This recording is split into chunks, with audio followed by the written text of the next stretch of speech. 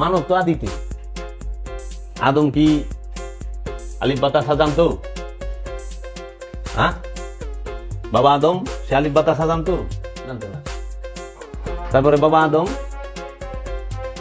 সে সরে সরা জানতো না। বাবা আদম সে তো কোনো পড়ালেখা কোনো ভাষার নাই, কিন্তু সে তো কমপ্লিট নাই, পরিপূর্ণ মানব। কিন্তু সে কাবা বানাইলো কেমনে? আলিফ বাতাসা যে জানে না, কাবা তৈরি করে আলাইছে। কাবা ঘর কে বানাইছে? বাবা আদম। যে যার সময় কাপড় ছিল না, কিন্তু সে কাবা বানাইছে। মানে বাবা আদম যখন কাবা বানাইছে, তখন কি বিন্দালি ছিল? পিটি পাতা দিয়ে ডাকিছে। তেমন গেলে মোহনটার গুল পাতা পাওয়া যায় না। মক্কা পাথর, মক্কা শরীফে পাথর না, সবই তো পাথর, পাহাড় আর পাহাড়। তো সেগুন গাছ নাই, বড় বড় পাতা। মক্কায় তো ইও নাই, খেজুর গাছও মক্কায় নাই, কারণ সবই পাথর। কি কাবা শরীফ যখন মেরামত করছে, তখন বাবা জানে কাপড় পরে আসিল।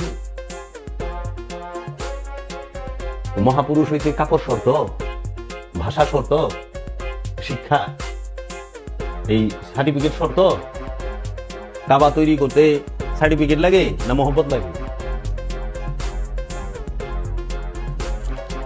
কাবা তৈরি করতে তো কোরআনে হাফেজ হইতে হইব, অবশ্যই হাদিস মান্তেক জানতে হবে, অবশ্যই মাদ্রাসায় পড়তে হবে। যেমন মোল্লা মুন্সিরা আবাঙ্গ কিছু আইনের লোকও কয় মাদ্রাসা করেছেন, মাদ্রাসা না পড়লে পিঠন কিভাবে?